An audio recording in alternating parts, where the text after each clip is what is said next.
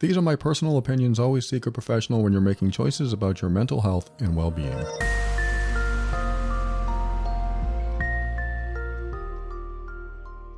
I used to avoid the hard conversations like the plague. I used to try to stay away from anything that would affect me emotionally. I did not want to deal with confrontation. I didn't want to have to deal with the consequences of what I was feeling. If I shared something with somebody, the consequence I was afraid of was that they wouldn't like me, they would leave me, they would fire me, whatever it was. So my fear of confrontation and mixed that with my people pleasing all my life, or most of my life, because about 10 years ago I stopped doing that. I stopped being the people pleaser and trying to avoid confrontation because it was heading me in the wrong direction. It was turning people off. They wanted to avoid having conversations with me because I was just too much trouble. Those are my words, but that's what happened pretty much. We wouldn't have the hard conversations because they didn't want to hurt my feelings. And when I stopped doing that and just started owning what I felt and what I thought, it changed my life and it changed my relationships. I decided that it was better to speak a truth, express something inside of me, than hold it in. Because when I held it in, it created it created a lot of dysfunction. It created messes. And I didn't like dealing with those messes. And the people in my life had to face the consequences of my inability to address tough subjects or even minor subjects because I didn't want to deal with what I believed would happen. I didn't want to deal with their reaction. And that's who I was in every single relationship except the one I'm in now, which is good because this is the best relationship I've had. And it's mainly because I decided to start speaking up, expressing myself, telling my truth, sharing hard truths, and sharing what I expected from other people. It sounds like I'm saying, this is what I expect you to do for me. That's not it at all. I'm saying this is how I prefer to be treated. This is how I prefer to be talked to. And that might mean some difficult conversations. I remember the first time my wife, when she was my girlfriend way back when, in our first few months together, she approached me what I felt was aggressively. And she just kept pointing her finger. And I finally stopped her and I said, you need to back off. I said, you have to back off because I don't feel respected. You're kind of pushing boundaries here and I don't like it. And it took her aback a little bit. It caused her to think before she said the next thing, because I don't know if she was used to, and this is what she told me, she wasn't used to people standing up for themselves around her, and she respected that. She admired it. She admired that I had enough, respect for myself and confidence in myself. I like to call it a surety of self. And when she saw that, she realized that she couldn't bulldoze me. She couldn't just tell me what to do and I'd do it. I mean, I would do mostly anything she asked anyway, but it was an opportunity for her to get to know who I am at a deeper level because she didn't really have that experience with other people in her life. Other people may have let her bulldoze them. They may have felt that they really couldn't stand up for themselves or something like that. I mean, she told me this. I'm not making guesses here. She told me that many of her partners in the past wouldn't stand up to her and that she was a little dominating, not on purpose, but I think it's because she felt like she had to take care of things because they wouldn't, or she didn't believe they would. So she met me, and I was somebody who could take care of himself and did not appreciate being mistreated. And I'm not saying she was doing it on purpose. I think she came from a place that she felt like she had to run the show. She didn't have the best experiences with partners in the past. And then she met me and I said, no, that's not how I want to be treated. And again, she admired that. She respected it. She felt like she could back off. She felt like she didn't have to run everything. She felt like she didn't have to take charge. And that was relieving. I'm sort of putting words in her mouth here, but this is kind of the conversations that we've had. It was nice to know, this is her, it was nice to know that you would take care of yourself, that you would stop me from being too aggressive or assertive or dominating, because that allows me to be myself. And I've seen this in relationships where somebody takes charge and has to be assertive or even aggressive because the other person won't do it or won't stand up or won't take charge or won't do what they need to do. And so the other person, who doesn't necessarily want to be that way, has to step in, or they feel like they have to step in and take charge. And I'll admit, I was the person who didn't want to take charge for a long time. That was me. Didn't want to deal with confrontation, didn't want to face the consequences of speaking up or taking charge. So I let other people do it. And I enjoyed meeting people with more dominant personalities because they would take charge, and I knew that I could rely on them to say the things that I didn't want to say. The problem was they didn't want to have to do all that. They didn't want to have to take charge all the time. They didn't want to have to be the bad guy. They didn't want to have to be the one who always spoke up. They wanted an equal partner. They wanted somebody who could stand up for himself, could stand up against them if they went too far. And when you do that, and I'm not saying you should do this, I'm saying that there are some relationships, there are some people in your life that may seem aggressive and assertive and what some people might call type A personalities, like go-getters, but not, that's a positive thing. But sometimes the go-getters are just like, you stay out of their way and they take charge, and they do this because they want to get things done. And again, that's not a negative thing, but some people will have all those qualities. They're the go-getter, maybe the type A personality, maybe they are assertive or even aggressive, and all of those things combined can make somebody appear to be more aggressive or harsh than they really are. They just feel like they have to take that role. And I've been with people who felt like they had to take that role. So over the years, I've actually appreciated more masculine, more stronger women as far as personality type. I appreciated that stronger, confident woman. I still appreciate it, but I would look for those qualities because I didn't have them in myself. I wanted to find someone who could be the person I wanted to be, but didn't have to be. So if I didn't have to be that person, I felt better inside myself. I felt more comfortable. I felt safe. I didn't want to put myself in an unsafe place. But that unsafe place was, in my case, dysfunctional. Because I didn't want to face consequences. I didn't want to deal with the hard stuff. I didn't want to express a truth I was feeling because I was afraid of what might happen if I did. So I spent the majority of my life being afraid to express how I really felt. My boss yells at me, I just take it. I didn't want to express how I really felt because they might fire me. My partner gets angry at me and I just go silent. I withdraw. And they never knew how I felt because I never shared it because of my fear that they might leave me. Or they might hate me and eventually leave me. These are the kinds of thoughts that go through a fearful, insecure mind. And when fear and insecurity drive your behaviors, you're going to get what you get because of that. You're going to continue getting outcomes that may not serve you.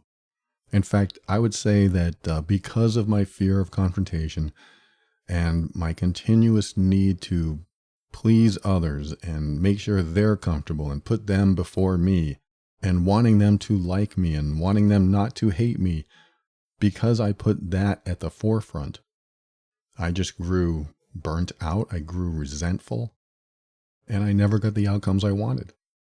If my boss was yelling at me, I didn't confront it. I didn't want to risk it. I didn't want to risk losing my job because I valued money over my own character, my own dignity, my own integrity.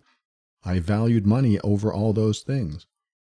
And that made me unhappy. I was pursuing money, which I believe is a noble, okay pursuit. That's my opinion. Some people may agree, some people may not.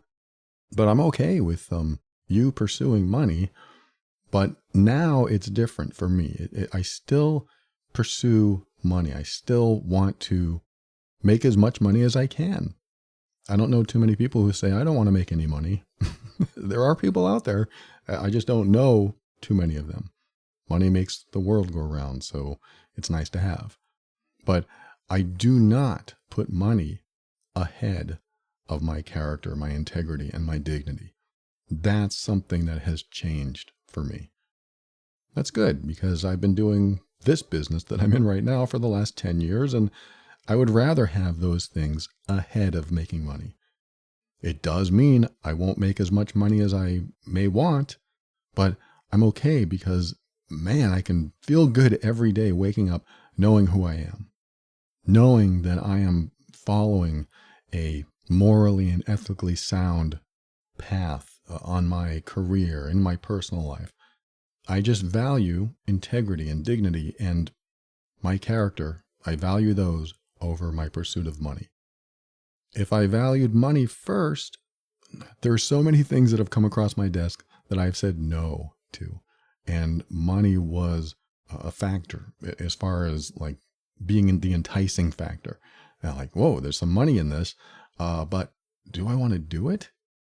Is this something I want to pursue? Is this something I can wake up every day and think, I'm going to hate this today, or I'm going to love it today, or it's okay either way? I mean, how do I feel about it? That's my determining factor right there. How do I feel about it?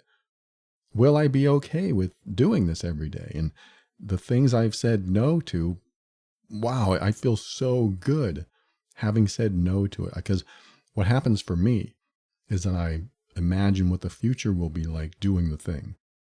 So I think about myself in the future having to do this thing and comparing to what I do now, for example.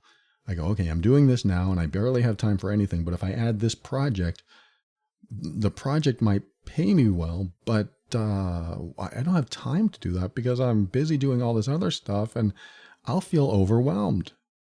I'll feel overloaded. I don't want to do it. And then I think this is a question I ask my wife sometimes. I ask her, when she's dealing with something, I'll ask her, okay, let's just say that you said no to this thing, whatever it is, and you wake up tomorrow, how do you feel about that decision? And she'll think about it. She'll go through the motions. She'll visualize it. She'll visualize herself waking up, and she'll either say, oh, I feel so good. I'm so glad I made that. Or oh, I kind of regret it. And then I ask the question in the opposite where I say, okay, let's just say that you said yes to this decision. You wake up tomorrow and now you have this thing, whatever it is. How do you feel about it? Waking up tomorrow, how do you feel about that? So she visualizes that, thinks about herself waking up out of bed and has that feeling or has that thought and shares that with me. And then she knows her answer. She uses this exercise, and I do too. We use this exercise to help us determine a decision right now. I'm not saying it always works 100%, but you kind of implement it into your life as a visualization. Like, okay, if I take on this car payment, what does that look like? What does that feel like? I wake up tomorrow and now I have a car payment. How do I feel about that? If you're thinking, well, I've got an extra few $1,000 and that's not going to be a big hardship and I'm going to have this new car and, you have all these good feelings and nothing else comes up, maybe it's the right decision. But if you're thinking, oh, it's going to be so hard, but I'll have this new car, but I'm going to be so stressed out at the end of every month, and that might give you a clue on which direction to take. And then you might have an argument with yourself, but I need a new car. but I need this. Do you need a new car? Do you need a car that maybe it's half as much? Do you need this car at all? Those might be important questions. Are you getting by without one now? If not, maybe it's an emergency. Maybe, you have all these questions. You interrogate yourself. You question yourself. You question the logic and everything else. And sometimes, even though it'll be a hardship, the decision gets a yes. Yes, it'll be a hardship having a car, but I can do 20 things that I couldn't do before. So there's an outweighing that can happen. That outweighing might make your decision. And if I have a car and I need more money, I can deliver pizzas or what have you.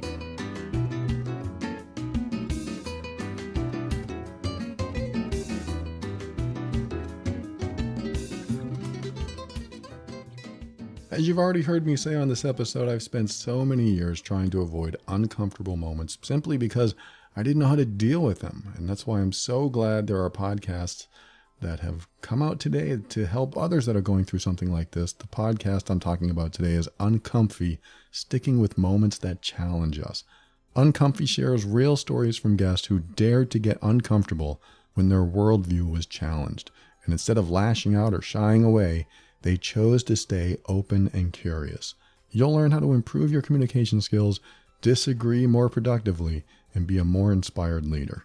Maybe you're someone who wants to engage with others on important topics but aren't sure how. Or maybe you're burned out on social media and you wish you could help bring more humanity back into discussions online and in real life. Uncomfy can help.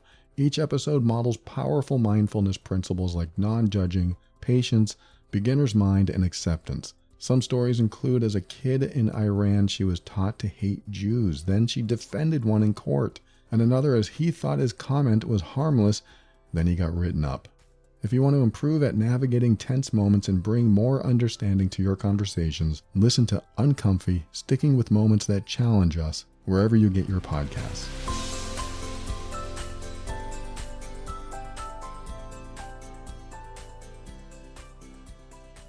I want to come back to what I started talking about, which is being afraid to confront, being afraid to talk to people, to express to them what's on your mind, and what outcomes are you getting because of that, if that's what you're going through.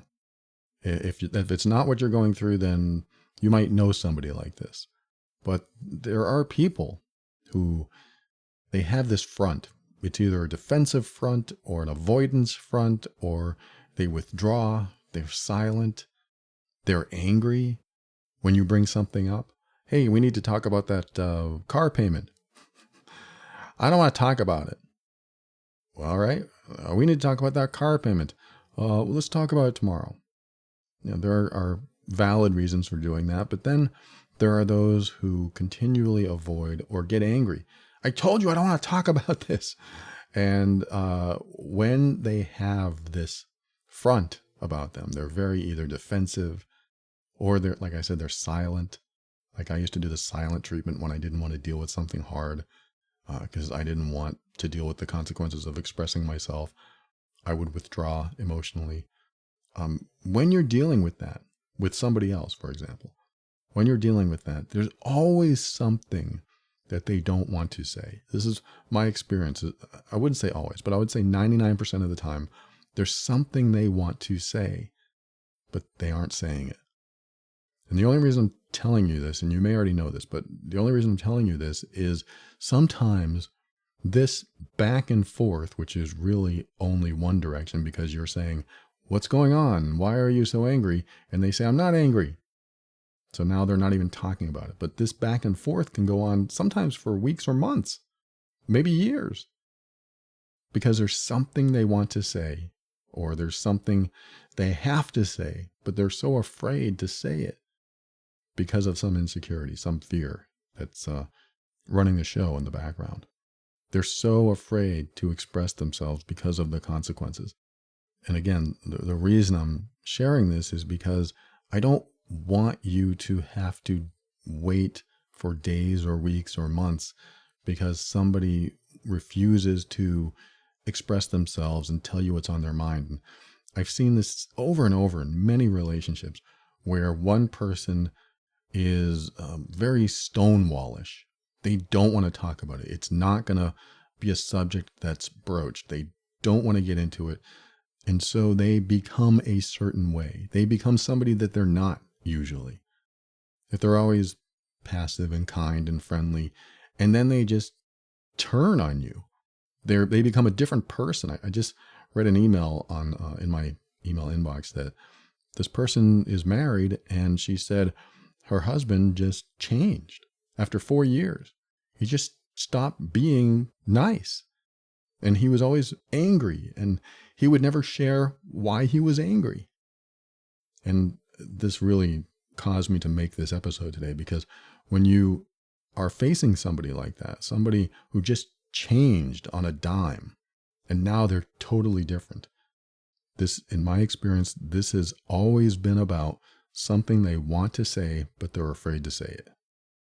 That's it. There's something they want to say, something they want to express to you, or express in general, probably to you though. But they don't want to do it because of the fear of the consequences. Whether that means you leaving them, firing them, or some other consequence that they don't want to deal with, it's very likely they don't want to share something with you. And what ends up happening is, because they're withholding, they will become different because they have to deal with that in themselves. And the way they deal with it is just holding back and repressing. And a lot of the times, the reason they're doing this is either A, because they want you to force it out of them. Not always, but if they want you to force it out of them because they might be so afraid of telling you something that by you forcing it out of them, it's almost like it's your decision and not theirs. If you force it out of them, it's your decision. You asked for it and not theirs, because they might be afraid of confrontation, the consequences. And so it's easier sometimes for you to help them get it out of their system.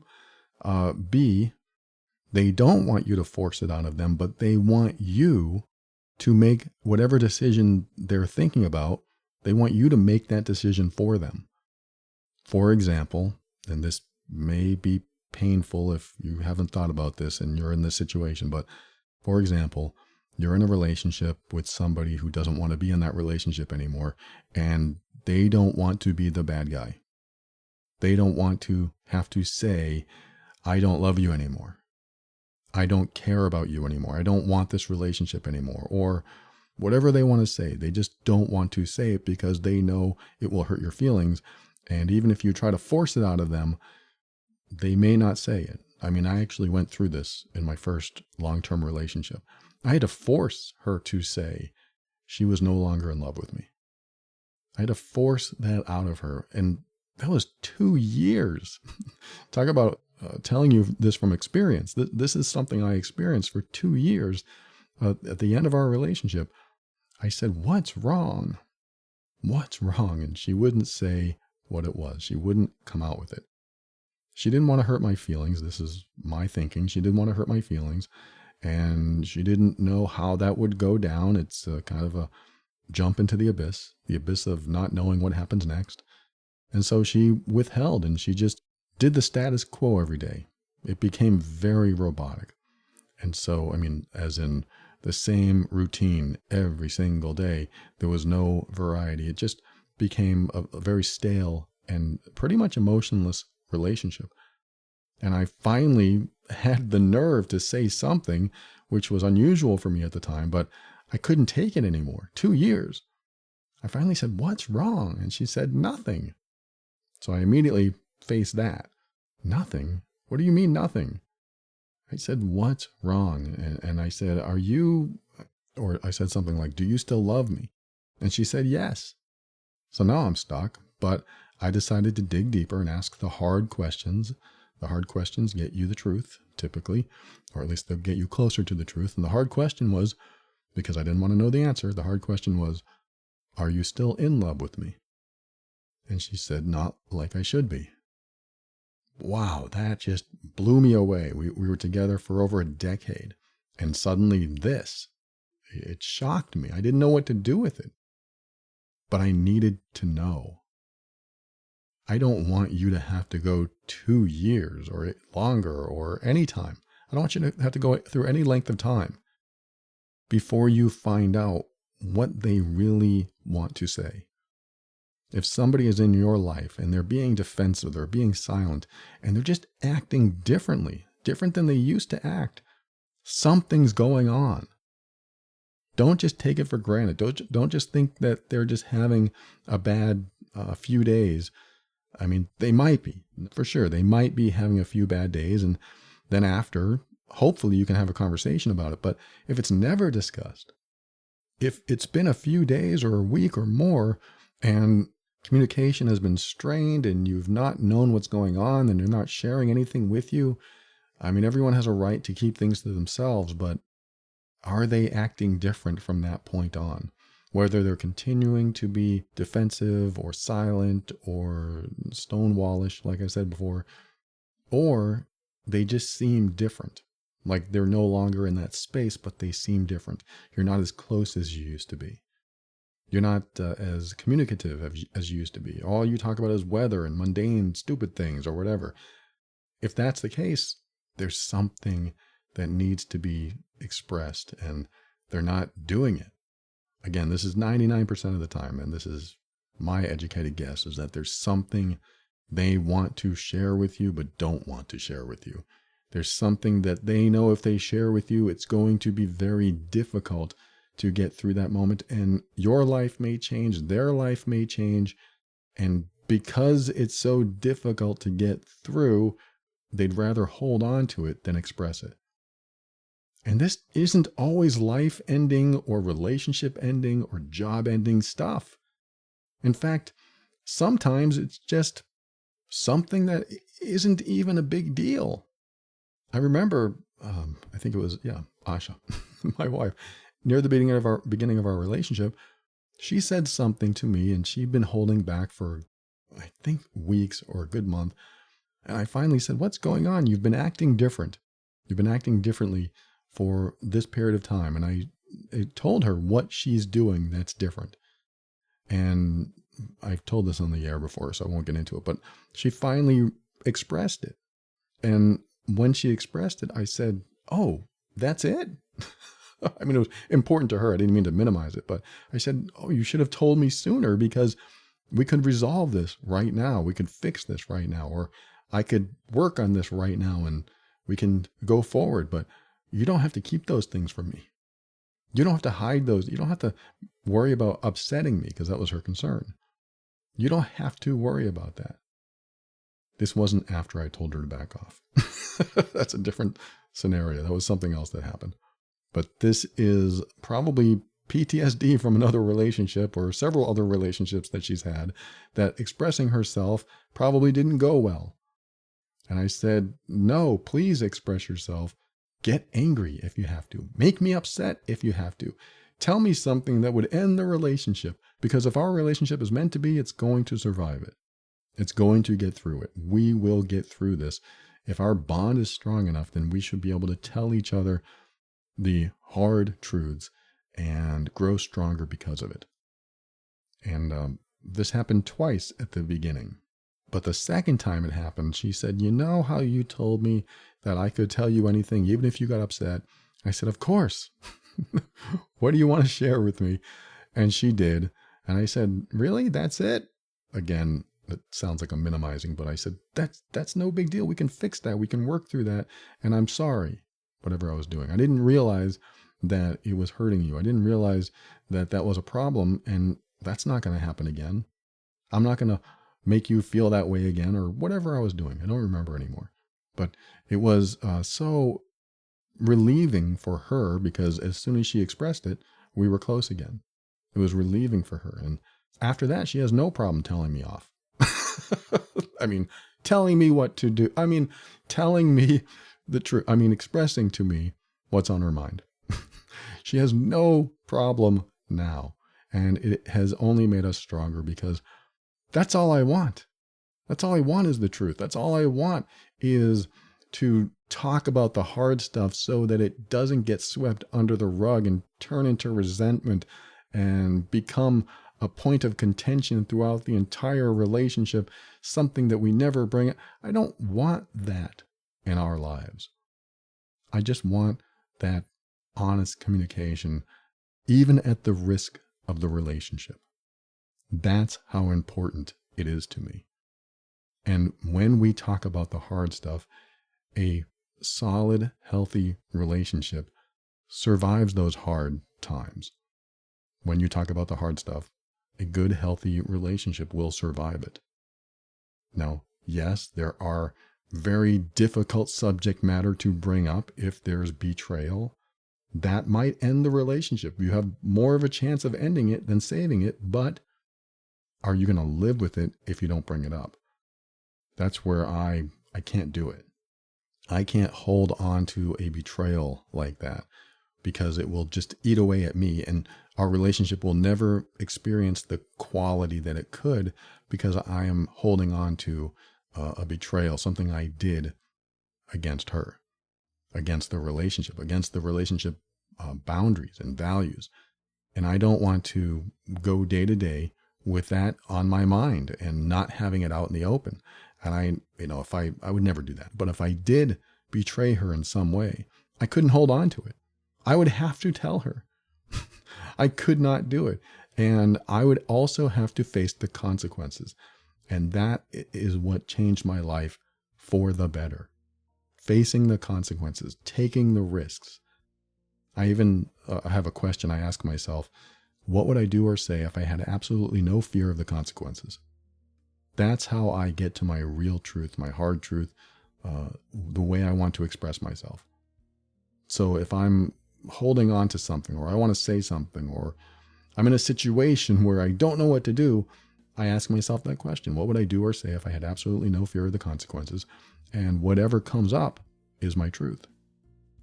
Do I follow through every time? Probably 98.5% of the time I will. There are 1.5% of the time that it's not worth it, that I don't really want to deal with telling somebody my truth. I don't really need to get into a physical fight because I want to tell somebody my truth. It's just not worth it. So I will hold on to that, but it won't bug me. In fact, it'll be self-serving. It is self-serving sometimes to withhold what you really want to say to somebody. As long as it doesn't cause resentment, as long as it doesn't make you feel bad every day, you're waking up every day thinking, oh, I'm still holding on to that. I mean, there might be things that you do hold on to for whatever reason. You just don't want to make a habit of it. So anyway, I hope you get something from what I talked about today, and I appreciate you stopping by. Thanks for listening to another episode of The Overwhelmed Brain. And if you find value in the show and you want to give back, head over to moretob.com. Patrons do that all the time. I have patrons that join the monthly program and they just give, and that just warms my heart. And so I'm grateful to you patrons. Thank you for giving back. I appreciate you. And for a show on how to navigate the difficult relationship, head over to my other podcast called Love and Abuse over at loveandabuse.com. And if you know you're the difficult one in the relationship, join the program that is helping a lot of people heal over at healedbeing.com. And with that, always keep your mind open, because that's how you make the best decisions. Be firm in your decisions and actions so that you can create the life you want. Always take steps to grow and evolve. You are powerful beyond measure. And above all, and this is something I absolutely know to be true about you, you are amazing.